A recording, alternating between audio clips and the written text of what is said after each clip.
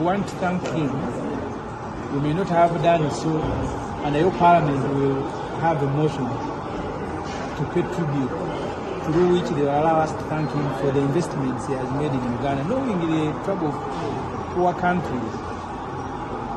Even investors are persuaded, they don't come by themselves, because there are other bigger markets where they will generate a benefit more than investing in the poor countries like Uganda, Tanzania, Kenya, Rwanda. So the investments in hotel, hospital, the dam, the ginger, and so on and so forth. But most important, we also learn from his leadership. That is, the time he took over, the Agakhan Foundation had many schools in Uganda. I went to an Agakhan school in Osaka. It was built by Agakhan. But he has been able to add other projects, including the dam in Kenya, including hotel, including media, and so on and so forth. Us who are leaders, especially those who are at the head of the country, need to learn that you will be of value if you begin counting what additions we have made, not just preserving what you found. And that's what he's done. So really hopefully that Parliament will provide an opportunity and we'll be saying more about him. But we sympathize with the community, the Ismailia community, and the whole Agakhan Foundation. It's a very sad state of affairs for the country generally. We learned of the passing of His Highness, the Agakhan. As a country, this is such a big loss, because this is a man that invested heavily in our country, in the media, in healthcare, in education, in many sectors of our country's economy, employed hundreds upon hundreds of people, touched the lives of many. So it's such a big loss, even to me personally, because he was my employer at some point. I worked at NTV until I left to go into politics.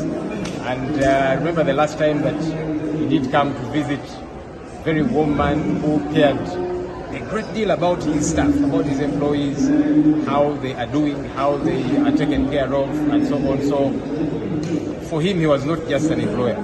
He was a father who cared about the people that worked under him. So we shall dearly miss him and the country, and I believe the world, because he had investments not just in Uganda but in the region. He impacted many lives in many countries.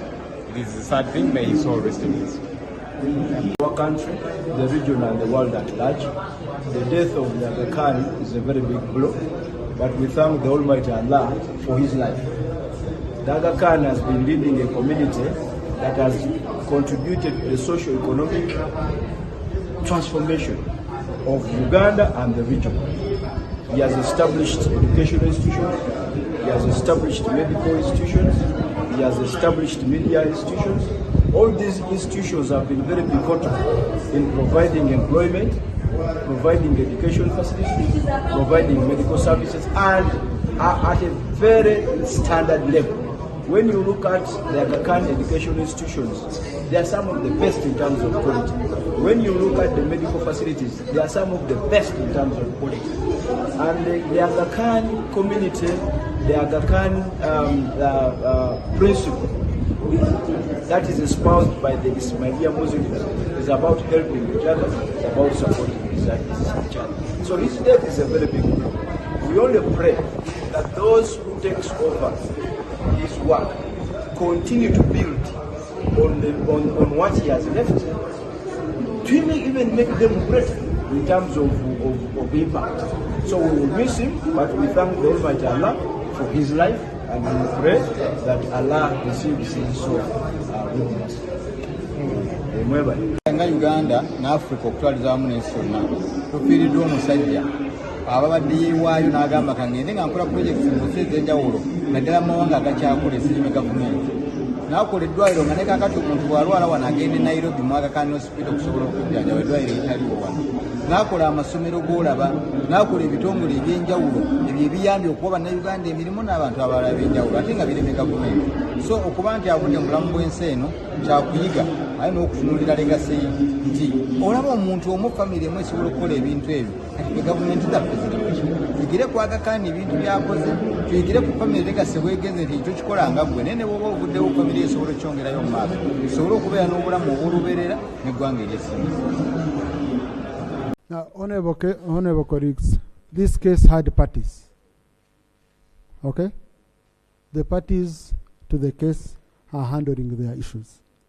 Parliament has not received any formal communication from any of the parties that please help us. We are stuck. Yes, because they have their lawyers, they speak through their lawyers, we can handle issues formally. Number two, if there is any contempt or what, if there is any contempt and issues of playing around with the judgment, and the same court, you go to the same court and it will give you solutions. Very simple. The individuals who can be accused of contempt will be held liable. But as of now, Parliament here, apart from us really eating more time and going on record that we spoke, I can tell you there is nothing we are going to do beyond speaking. I'm being honest. In my tribe, we are very honest people. In Parliament, we only talk. In Parliament, we can't do anything beyond talking. We only talk. And I want to be honest to you. So if you think I will send some of you to go and capture people, I won't. Here we only talk, and you should know your power is for talking and coming up with resolutions. Okay? Honorable